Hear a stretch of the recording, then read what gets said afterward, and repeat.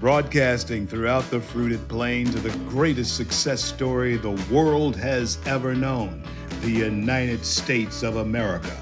It's time for a fresh, new conservative voice. The C.L. Bryant Show is on the air.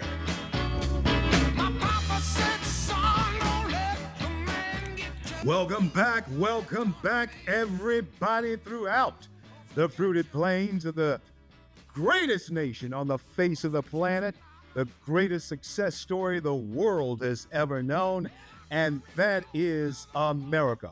Welcome to the C.L. Bryant Show. I am CL, and thank you so much for joining us as we build the bridge to conversation throughout our great nation right here on the C.L. Bryant Show over the airwaves of loving liberty throughout the fruited plains.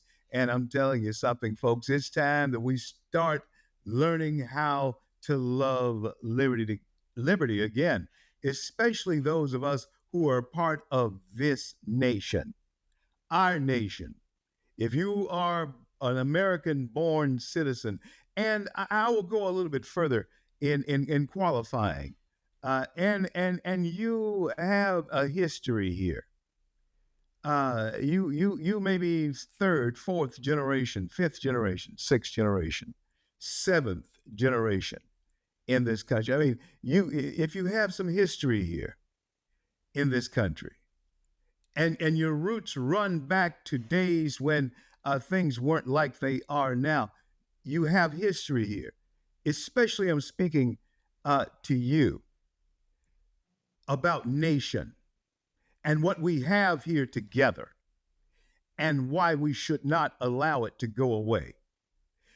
My job, I feel, on a daily basis with you, is to fan the flames of liberty burning in the hearts of Americans still, to fan the flames that might be dying out for our thirst for freedom that may be dying out in the American spirit, especially in our young people.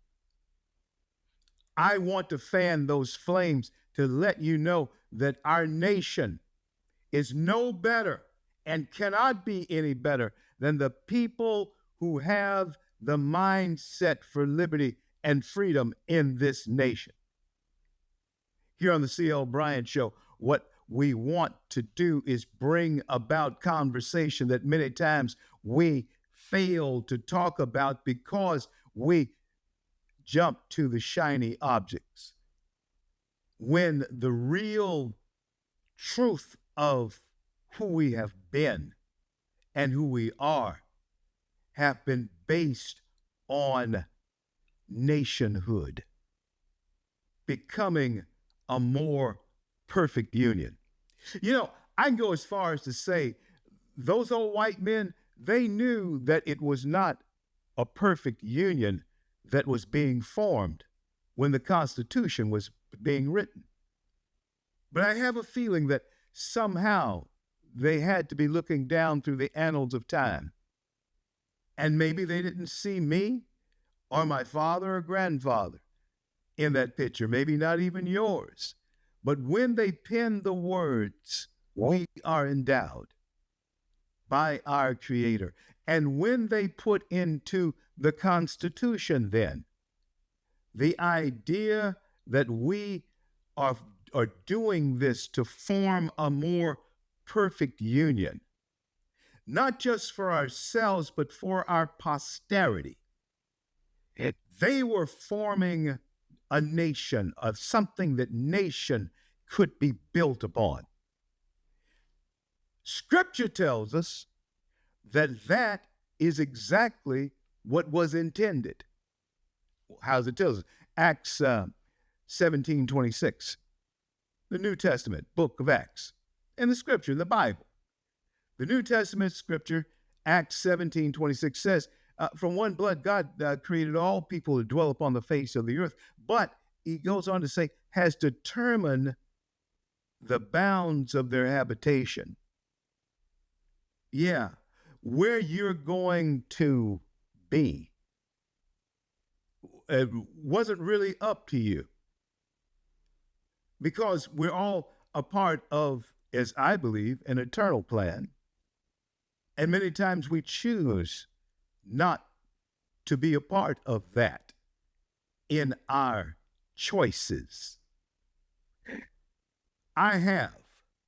And what I am saying to you is this: we all make choices for ourselves for the good or the bad when it comes to nation and how we understand where we are, why we are, and what we're going to do now that we are here in America. Oh, your ancestry may be Scots, it may be German, it may be African, it could be anything. But when we talk about nation, when we talk about where we are, America, our nation, this land, then we're talking about a very special place made up of so many different types of people from so many different cultures, but the uniqueness and the genius of what the founders had in mind, not necessarily being ripped off by Somalians. No, they didn't have that in mind. They didn't have in mind that the nation would be overrun by people who would come here illegally once the laws of the land were established. Because understand, at that time, the Louisiana Purchase had not been purchased. It had not, the act of it hadn't gone through. We didn't have that part of the nation, but we were building. And friends, let me tell you something. Being a nationalist and understanding that you love America more than any other place there is, that is not a bad thing. That is good. Because whether my ancestry began in Nigeria or parts of Scotland or native to this land, as I'm Creole, I'm a mixture of a lot of things. And let me tell you something, regardless of where the ancestry take you, I'm here with you in this boat, in this nation, at this point in time, wanting to see the principles of what has made it the strongest and greatest nation on the face of the planet, wanting to embrace those so that we can continue to be the greatest and the strongest nation on earth, because for whatever reason, God has now put us all here together in a place called America for such a time as we're facing. And Americans, hear me. This is a clarion call to all of you to wake up and stand up for what has made us unique among all the nations of the earth, the greatest nation on the face of the planet.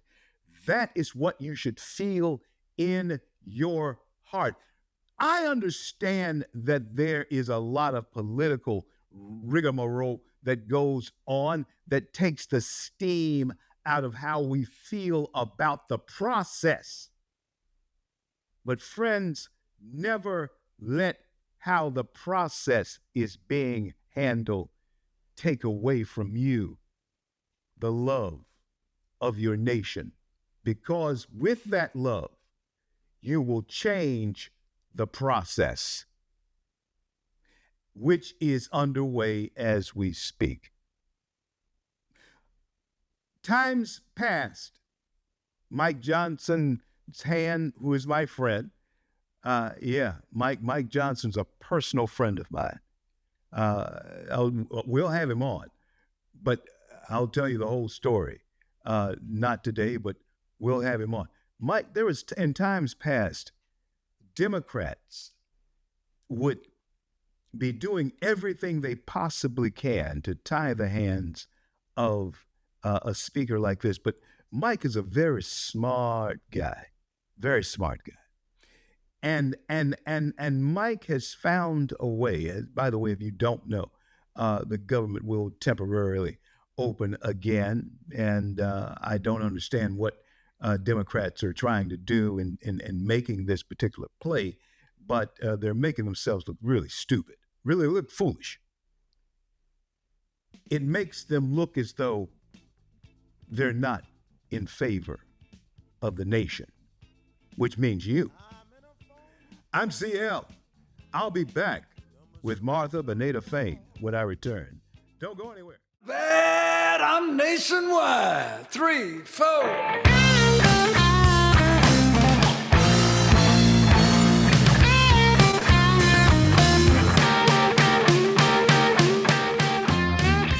CL back with you, coast to coast, border to border, throughout the fruited plains of America, the greatest nation on the face of the planet, the greatest success story the world has ever known, and that is America. Glad that you're able to come along with me here today as we explore a conversation about various topics right here on the CL Bryant Show.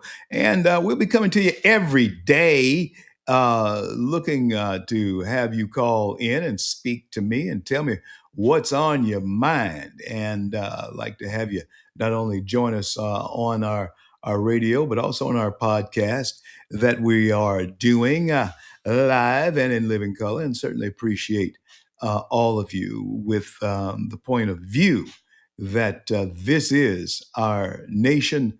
It is our duty to preserve the tenets of our nation and to pass them on to our posterity, to our children. That is where the more perfect union should come in, when you pass it on to the next generation who is supposed to make it even better than it was for you. That was the whole idea.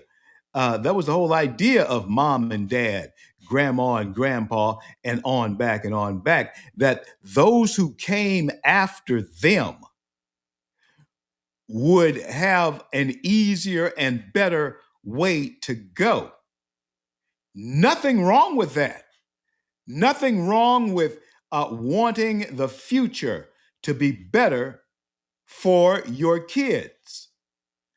But somewhere along the line, and I dare say right after the Vietnam War, I dare say that right after the Vietnam War, there was something lost. Yeah, there was something lost in the American cultural value of passing it on. I don't know, maybe we got lost in that era right after Vietnam, where shows like Good Times, All in the Family, Chico and the Man. Maybe we got lost in laughing at things that we should have been talking about. Maybe we got lost because something was certainly lost in that particular era. It seemed as though we were at a point where we were always talking about how to laugh it out, make them laugh, make them laugh. And so shows like Archie, in fact, let's talk about Good Times, especially now after the murder of Carl Reiner. But let's talk about what effect a show like that had on the nation.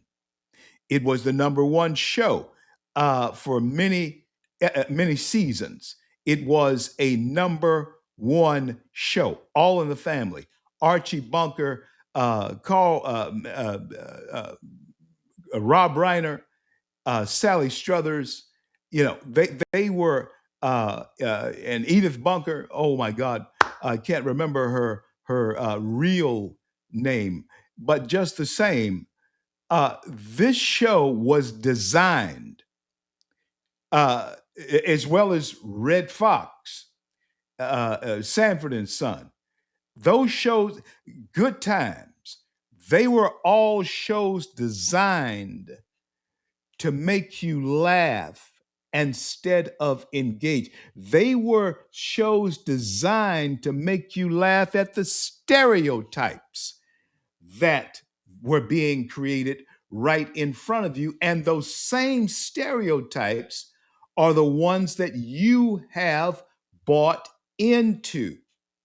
And those stereotypes that were created in Hollywood are a part of the reason, a very large part of the reason why we can't speak to each other without this lens of looking through race. They created it and they made you laugh about it. And whenever you laugh about something, you embrace it.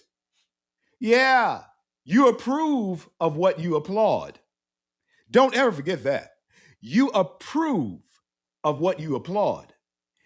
Let me tell you what you approved when you were laughing at Archie Bunker and when you were laughing at Good Times. The reruns are still there. I don't think they still rerun All in the Family. Now, if Archie had been black, they'd rerun that. Still rerunning Cosby, but they don't rerun All in the Family. Isn't that weird? Let me show you why. You had Archie, and you had a neighbor who was black, and he was George Jefferson. Upwardly mobile, black man. Nothing wrong with that. There was nothing wrong with Archie being the type of individual that he was. Nothing wrong with that. They both had their point of view. So see, what's wrong? What was wrong with All in the Family? What was wrong with it? I tell you what was wrong with it. It may not be what you think. It wasn't the racist spews from Archie or even the racist spews from George Jefferson that were offensive. It was the fact that these two things were not equally balanced. It was okay for George to attack a conservative white guy, and we laughed at it. But what it did, it painted a picture, a broad brushed picture of what they wanted America to think of all white men. And even white men thought many times this of themselves because they agreed with the principle of what Archie was all about. But here you come with George Jefferson. Make him laugh, make him laugh, make him laugh. George Jefferson was free to call Archie honky and whitey or whatever. He was free to throw that around. And we laughed at it. And that was the secret sauce in the division of what has led to where we are today. It was planned to have J.J. Evans, Good Times, Kid Dynamite, to become a stereotype of inner city blacks. And the odd thing about it is that inner city blacks bought into the stereotype themselves, and certainly those outside of that inner city, let's say the Caucasian population, they actually believed that's how black people are. Do you see the diabolical scheme in painting stereotypes of people? It's never a good fit. It's never the truth. From one blood, God has created all of us to dwell upon the face of this planet and has determined the bounds of our habitation. That's Acts 17:26. He has determined the bounds of our habitation. He knew that whoever my great-great-grandparents were in whatever part of the country they may have come from, in whatever part of the world they may have come from. God knew, according to this scripture, according to this particular passage, where I would wind up. He knew where you would wind up. He knew where we would be. He has determined the bounds of their habitation. Before we got here, he knew we'd be here. Now, what we do here is up to us. What we make choices on is up to us. But where we're born and where we're placed is not, never has been. It's like the air you breathe. You wake up, you become aware of yourself, and you realize that this colorless, invisible thing that they call air is something that's just a fact of your life. And so is the place that you were born. So is the color of your skin. But the choices that you make, your conscious thoughts, your conscious choices that you make, they're all about what you decide to do. I'm encouraging all of you to be aware of your nationhood, aware of who we are as Americans. Oh, has the history been dark at times? Oh, yeah. America has been terribly good and terribly bad. And the truth of that has to be discussed among us as Americans. I'm not talking reparations here, but I'm going to share with you what I'm talking about when we return with more of the C.L. Bryant Show. Don't go away.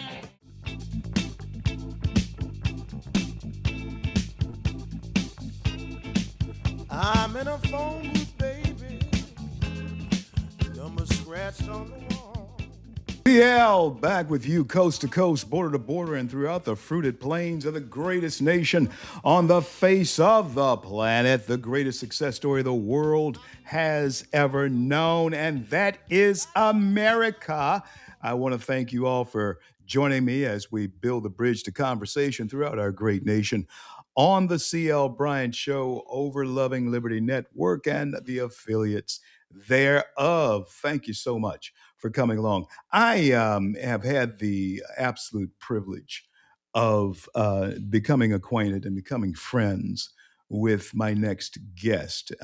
She has always been a mover, a shaker, not only in the Palm Beach area, but around the country and internationally. Known is my next guest, Martha Boneta-Fain. And many of you seen, all of you see the picture right up over my shoulder on the desk. There's couples being married. And that is me and my wife. Annie is being married there. And that place is Mar-a-Lago. And I have so much to thank Martha and her husband, Stuart, for as far as this was concerned. She was instrumental in that happening there. And Martha Fain, welcome to the C.L. Bryant Show, and thank you so much for being there for all of us and everything that you do to assist the President of the United States, Donald John Trump. Martha Fain. Hello, and thank you so much for having me. I am a huge fan of yours, and it seems like just yesterday that you were married at Mar-a-Lago to your beautiful bride. And how long has it been now? It will be 3 years this coming year, Wow. Martha, that Annie and I Wow. have been married, and it's amazing that time goes by that fast. Martha, I want to talk to you about that, but first, I want to see your insight into what I see as an evolving on our political front. I see more and more conservative women taking the lead, and I see you do that a lot. I see you spearhead so many different things that are important to us. And do you see that trend continuing? Well, I see under the leadership of President Trump, America emerging as the greatest, really, even greater than it's ever been before. I mean, this president has delivered on all of his promises. We are seeing unemployment at an all-time low. We are becoming, the greatest energy source in the world with the president's energy dominance plan. Our health for our citizenry with the Maha movement, Making America Healthy Again, is a model for the world. I see Americans for the first time in a long time having hope for the future. And it is a blessing every day. I thank God for the privilege of being born in the greatest nation on earth. And I'm truly grateful to this president under his leadership, what he's accomplished in a very, very short period of time. I mean, and he really is the not only is he our commander in chief, but he is the peace president. He is the peace president for the world. Yes, he is, Martha. There is no doubt about it. And I tell you, folks, Martha, have you had a chance to see Melania the movie yet, or were you at the premiere? Well, yes, I have seen the movie, and I have to say, I want everybody listening to this right now to make arrangements to see Melania the movie. It is spectacular. I've always known Melania to be not just gorgeous, beautiful physically, but I always knew her to be a woman of great intelligence, truly brilliant, incredibly accomplished. And the world sees her now for all of that, but also her incredible contributions to our nation as a first lady. This movie chronologues her uh, her her presence leading up to the second inauguration. Her husband was already the 45th president of the United States. She was a first lady, and these are the days leading up to the second inauguration of President Donald John Trump. Melania's husband becoming the 47th president of the United States. And it really shows the world what goes into being a first lady, her personal contributions to our nation, to the presidency, um, to President Trump, to this administration, and to the success of our nation. It also shows her as an incredible mother, her devotion to her family, her love for her mother who died, and how much family means to her, how much her son means to her. It You is know, a Martha, beautiful film. it is truly that. Annie and I went to see it opening night here. And Martha, I know that you spent a lot of time there at Mar-a-Lago. And many people hear the word. It's a magical place. It truly is. I think there's no one better to describe just the uniqueness of this place, the type of people that come in and out of there from all over the world. Is it truly the most famous place on earth at this time? We know that it's the It Southern is. White House, no question. Talk to us about that. Well, absolutely. It's the center of the universe. I mean, President Trump is iconic, not just in the United States. He's a businessman. He expects excellence from everybody he surrounds himself with. And as you know, speaking of weddings, Dan Scavino uh, just had his wedding at Mar-a-Lago. Yes. And so, where you were married is where some of the most powerful, influential leaders ever have been married, and some of the greatest performers. I mean, Bocelli has performed there, some of the greatest rock stars in the world. It has welcomed the greatest leaders from around the world, the most incredible athletes, celebrities. Uh, it is, there's nothing like it. I have to say, there's nothing like it in the world. President Trump is not only a great businessman, but he understands building. He understands what it takes to create a once in a lifetime, one of a kind home like Mar-a-Lago, because it is his personal private residence as well as the Mar-a-Lago Club. And it is magnificent. The ballrooms were regilded. They are magnificent. Yes, they are. just laid in gold.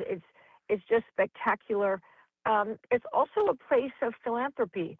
More money is raised at Mar-a-Lago for philanthropic causes, I believe, than anywhere in the world.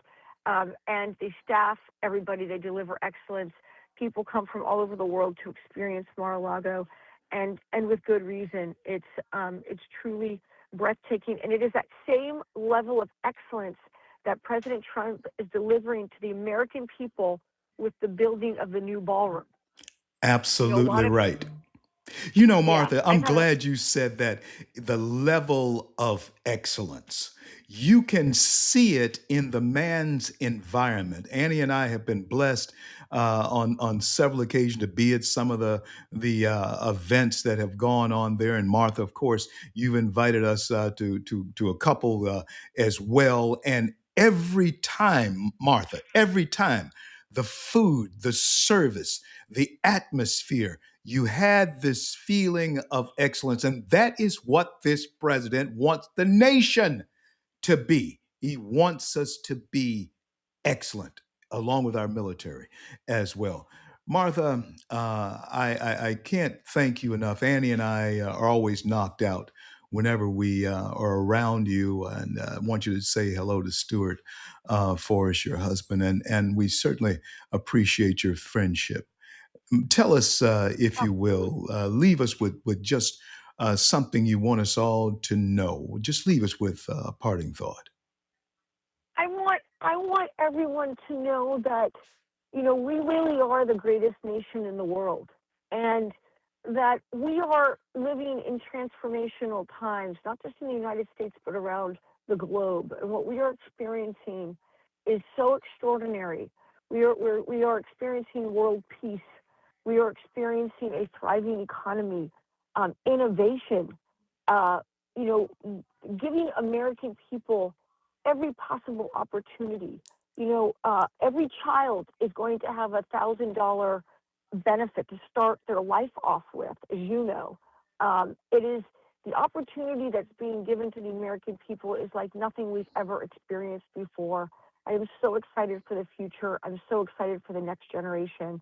It is a time of hope and prosperity. This really is the golden age and the golden era, and I want everybody to know it in their hearts and to look forward to the days ahead, because truly, truly, the best is yet to come under this administration. Amen to that. Martha Boneta-Fain, thank you so much for being on with me. God bless. God keep God you. bless you, and thank you, and I hope to see you very, very soon. By all means, we'll get together.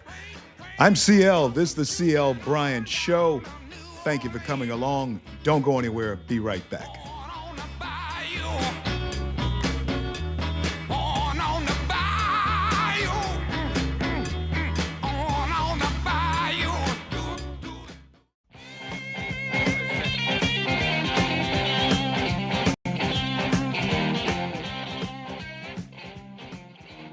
Back with you on this great day in the USA. The guest that was on earlier, Martha Boneta-Fain, said something that really caused me to think about our current situation, how we're coming out of it under the leadership of DJT, Donald John Trump. Thank God for everything that she does and what she has meant to me and my wife, Annie, as well. But this is what she said.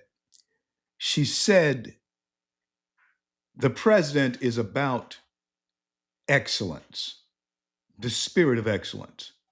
He's about that. He truly is. When you look around him and the type people he brings around, the quality type people he brings into his sphere. And I thank God that I was able to serve on two of his advisory boards. And I looked around me and I saw the caliber of people that were around me. He is a man who embraces and who loves excellence.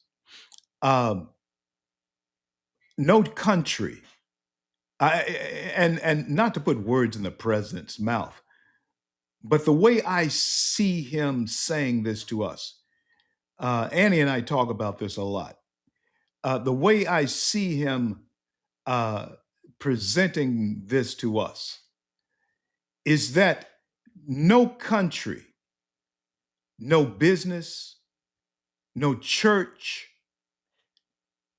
uh, no family can be any better than the people that make up those various entities. No country can be better than the people who inhabit it. And what causes the people to be uh, people who are not progressive, but successful, prosperous, what causes them to be that way are the things that they embrace within themselves as individuals, things that they internalize. Americans internalized do unto others for a long time in this country, live and let live for a long time. But yet, when a neighbor needed to have a roof raised, you'd be there to help them do that because he was your neighbor.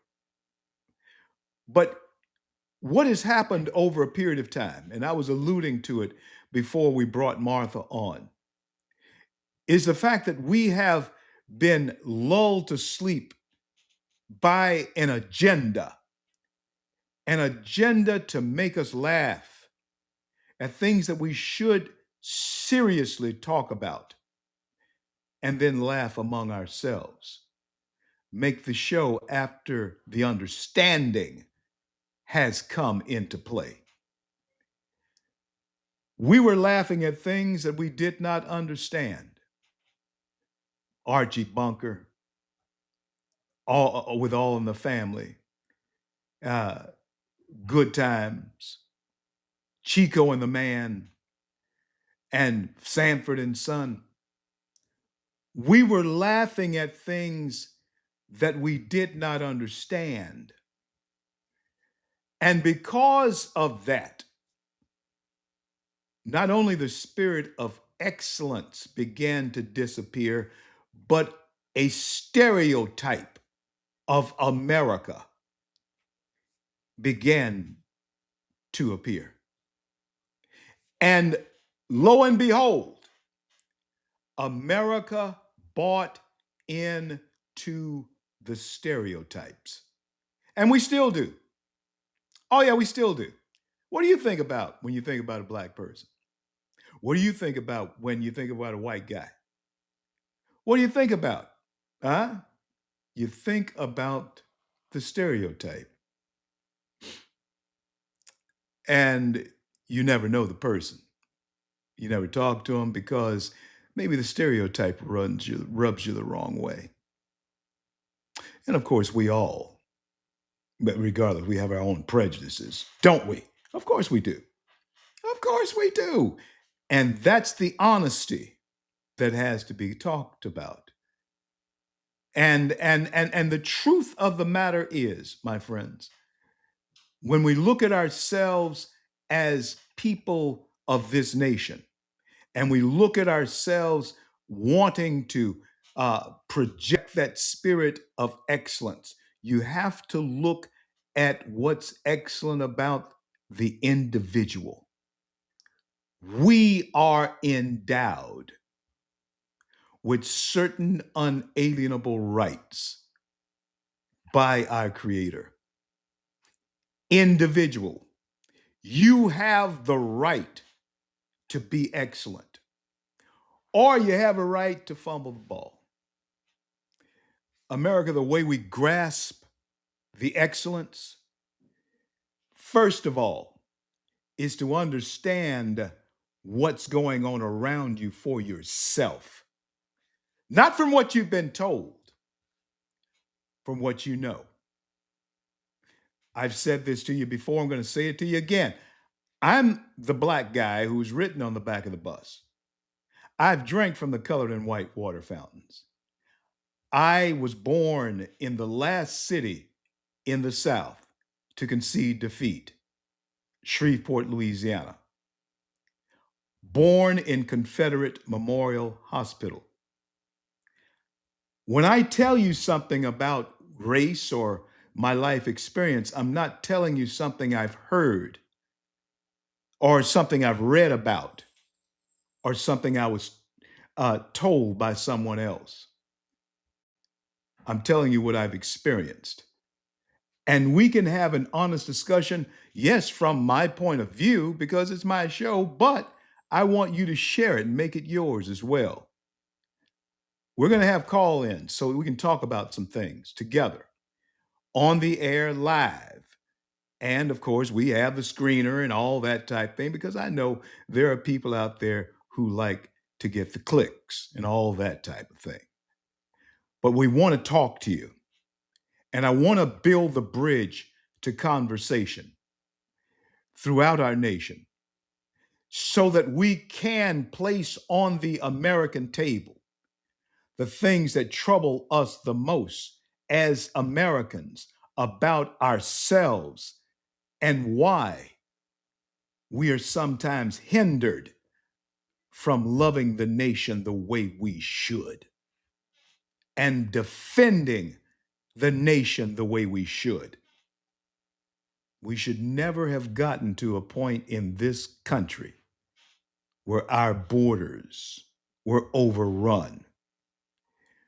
People who did not love this nation allowed that to happen. Yes, it is true.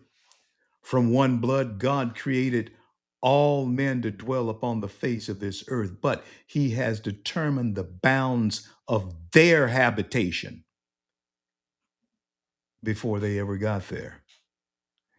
But what happens is, and the old song goes, one thing I can say about the people of the world today, America, if they see you with a good thing, they want to take it away.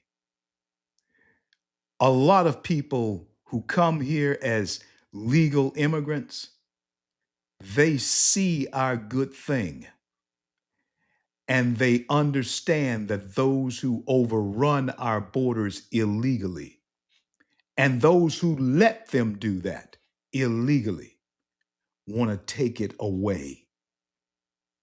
They want to take away your American good thing. Stand up, push back against the heavy hand of big government. Because if you don't, your children's birthright will be lost. And all the things you had thought of for yourself, and all the things your parents, your foreparents, had thought of for the family, for you, will be lost. Friends, I'm going to tell you something. I will be loathed that what my illiterate father, when he went off to World War II, went and fought in Italy and North Africa for. I will be loathed if I let that slip away without a fight. For whatever reason, God put me here in this nation, and I come from World War II, World War I, and Spanish-American War veterans. This is my country. And if you dig deep and you understand who you are as an American, you will come to the realization as well that this is your nation. You are a part of it. Stand up for it. Preserve it. And don't let anyone take it away from you. Not without a fight. God bless you and God keep you is my prayer for you. I'm CL. I look forward to talking to you tomorrow on the radio. Next time. You're clear?